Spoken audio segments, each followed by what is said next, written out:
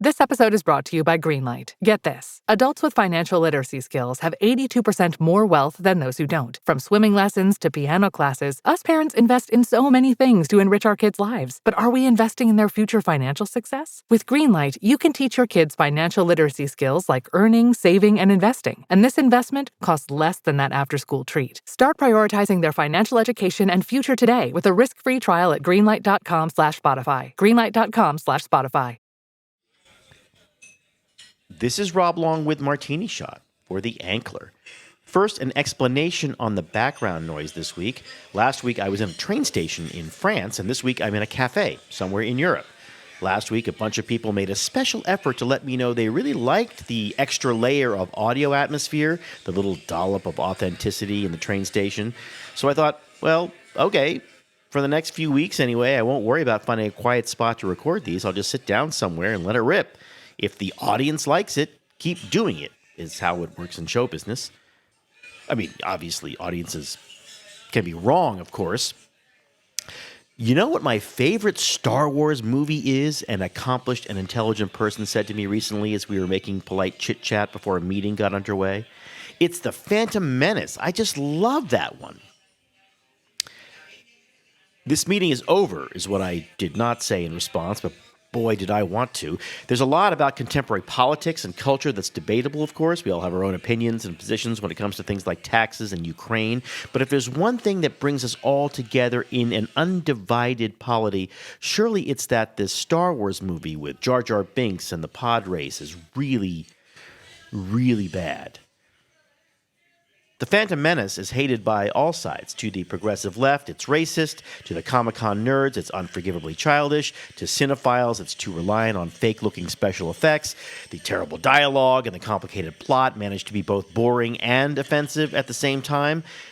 Now, what you expect when the subject of that movie comes up is a general discussion about which parts exactly are the worst. What you don't expect is someone to cheerfully say, "That is my favorite Star Wars movie." And then, to have to sit down and have a meeting and take this person seriously?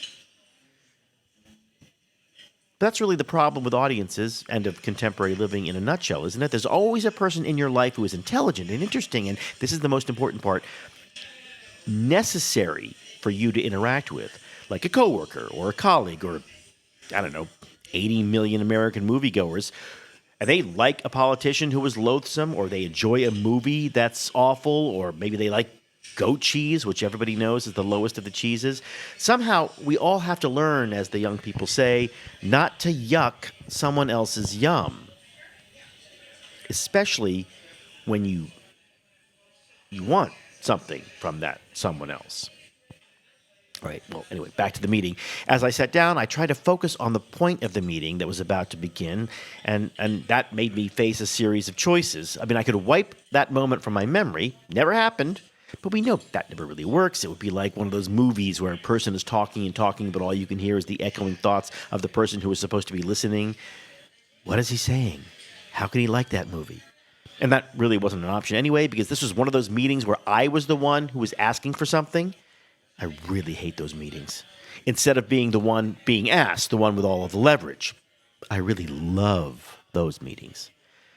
Now, I needed to project a warm, disarming vibe, so I tried to focus on the good things about that person. On the desk, there was a photograph of a happy-looking family, which is nice, and a photo of a dog running on the beach. Dog owner. I love dogs. Can't hate a dog owner, can you? And a sharp-looking Ticonderoga No. 2 pencil, and there's no way that you could harbor hate in your heart for a fellow pencil lover. And, that small shift of attitude, that was all it took.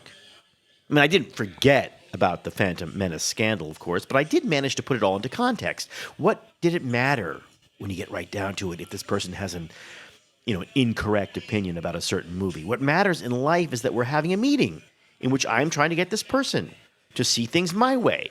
And that will never happen if I telegraph through body language or the imperceptible curl of my lip a lack of friendliness, but actually really more like a lack of respect. So I pretended, in other words, that I really liked this person. As psychologists might put it, I modeled the behavior of someone who is a lot nicer and more tolerant than I really am.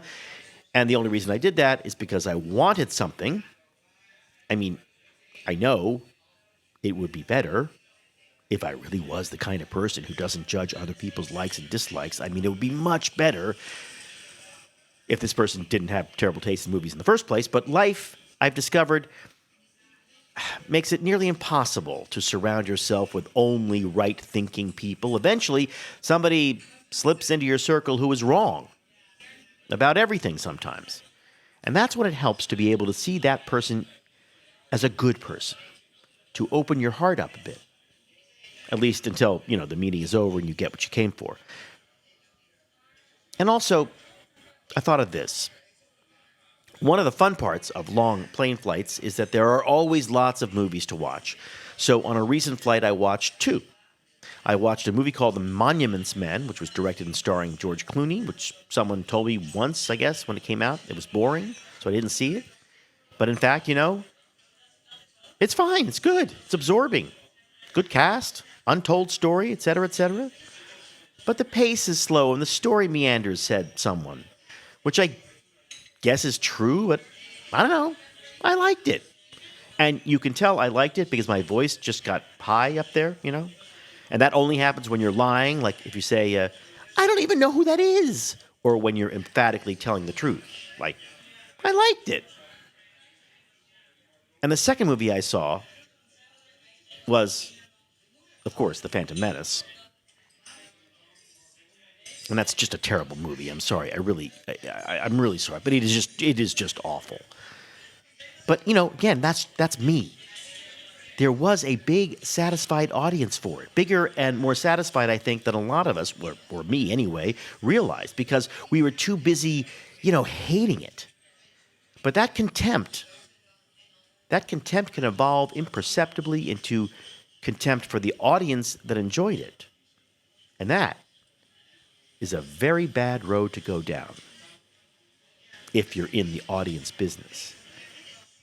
Because if people think you're stooping for their business, they will take their business somewhere else.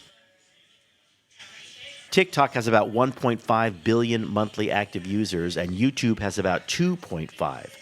And you do not get a condescending vibe from those places at all. And that's it for this week. On the road again next week, too. I mean, give the audience what it wants. For The Ankler, this is Rob Long with Martini Shot.